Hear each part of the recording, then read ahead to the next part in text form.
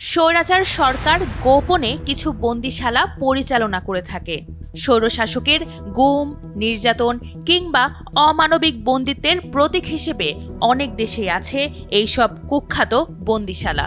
কিছু বন্দিশালা মাটির নিচে অবস্থিত, আবার কিছু পরিচিত ভয়াবহ নির্যাতনের জন্য। বিভিন্ন সময়ে বিভিন্ন দেশে এমন গোপন বন্দিশালার কথা প্রকাশ্যে এসেছে। এসব বন্দিশালায় ভিন্ন মতের মানুষকে বিনা বিচারে আটকে রেখে নির্যাতন নিপীড়নের পাশাপাশি বন্দীদের হত্যার কথাও প্রকাশ পেয়েছে। চলুন জেনে নিই কয়েকটি গোপন বন্দিশালার ভয়াবহ নির্যাতন সম্পর্কে। সেদনায়া কারাগার, যার আরেক নাম মানুষের কসাইখানা, মাটির নিচে অন্ধকার এক কারাগার যেখানে বন্দী ছিলেন হাজার হাজার মানুষ। তারা বছরের পর বছর মুক্ত আলো বাতাসের স্পর্শ পাননি। এই গোপন বন্দিশালা ছিল সিরিয়ার সাবেক প্রেসিডেন্ট বাশার আল আসাদের ক্ষমতা টিকিয়ে রাখার এক শক্ত খুঁটি। বাশার ও তার বাবা আরেক স্বৈরশাসক হাফিজ আল আসাদের সময়কালে সন্দেহভাজন সরকার বিরোধীদের বিরুদ্ধে সন্ত্রাসবাদের অভিযোগ এনে এখানে গ্রেপ্তার করা হতো, চালানো হতো পাশবিক নির্যাতন। এমনকি বিপ্লবীদের চিকিৎসা দেওয়ার অভিযোগে চিকিৎসকদেরও ধরে এনে বন্দি করে রাখা হতো এখানে। বাশার আল আসাদের পতনের পর এই কারাগারের বিভিন্ন কক্ষে গাদাগাদি করে কোনো মতে বেঁচে থাকা বন্দীদের উদ্ধার করা হয়েছিল। সাথে সেখানে পাওয়া গিয়েছিল বেশ কিছু মরদেহ। এসব মরদেহেও ছিল নির্যাতনের চিহ্ন। ক্যাম্প 22, যেখানে কেউ একবার ঢুকলে আর বের হতে পারত না। মানুষের দেহ কেটে চালানো হতো ভয়াবহ সব পরীক্ষা নিরীক্ষা। নারীদের নৃশংসভাবে ধর্ষণ ও নির্যাতন করে মেরে ফেলা হতো। গর্ভবতী নারীদের মেরে বাচ্চা নষ্ট করে দেওয়া হতো। কারণে অকারণে প্রতিনিয়ত মার খেতে হতো বন্দীদের। উত্তর কোরিয়ার স্বৈরশাসক কিম ইল সুং এবং কিম জং ইল তাদের বিরোধীদের দমনের জন্য তৈরি করেছিলেন এই ক্যাম্প।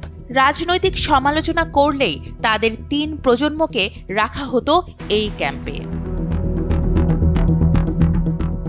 1976 সাল থেকে 1983 সাল ছিল আর্জেন্টিনার সামরিক শাসনামল। এই সময়কে বলা হতো ডার্টি ওয়ার। এই সময়কালে গোপন বন্দি শিবিরগুলোতে রাজনৈতিক বন্দীদের ব্যাপক নির্যাতন করা হতো। এর মধ্যে ভয়াবহ ও গোপন বন্দিশালার তালিকায় যার নাম সবার আগে নেওয়া হতো সেটি ESMA গোপন কারাগার। এখানকার অনেক বন্দীকে উড়োজাহাজে করে নিয়ে ফেলে দেওয়া হয়েছে সমুদ্রে। বন্দীদের মধ্যে ছিলেন অনেক অন্তঃসত্ত্বা নারীও। এমনকি সন্তান জন্মদানের পর মায়েদের কাছ থেকে বাচ্চাদের নিয়ে নেওয়া হতো। স্বৈরশাসক অগাস্তো পিনোশে চিলিতে ক্ষমতায় ছিলেন 1973 সাল থেকে 1990 সাল পর্যন্ত। তার সময়কালে চিলিতে ছিল বেশ কিছু গোপন বন্দিশালা। সেখান থেকে কোনো মানুষকে গুম করে দেওয়া খুব সহজ ছিল। এই গোপন বন্দিশালাগুলোতে অসংখ্য রাজনৈতিক বন্দীদের আটক রাখা হতো, চালানো হতো ভয়াবহ নির্যাতন। তার সময়কালে সামরিক ঘাঁটি, বাজেয়াপ্ত বাড়ি এবং অবকাশ যাপন কেন্দ্র সব কিছুকেই আটক ও নির্যাতন কেন্দ্র হিসেবে ব্যবহার করা হতো। সব মিলে 1973 থেকে 1990 সাল পর্যন্ত পিনোশের শাসনামলে চিলিতে 1130টিরও বেশি গোপন বন্দিশালা ও নির্যাতন কেন্দ্র ছিল। এরপর আস্তে আস্তে এই গোপন বন্দিশালার কথা প্রকাশ হতে থাকে। তামার তার, রাবারের পাইপ এবং কাঠের তক্তা ব্যবহার করে করা হতো ব্যাপক নির্যাতন। এছাড়া বন্দীদের নখ তুলে ফেলা হতো, চলতো বেধড়ক পেটানো। বলছি সাদ্দাম হোসেনের শাসনামলে ইরাকের বিভিন্ন গোপন কারাগারের কথা।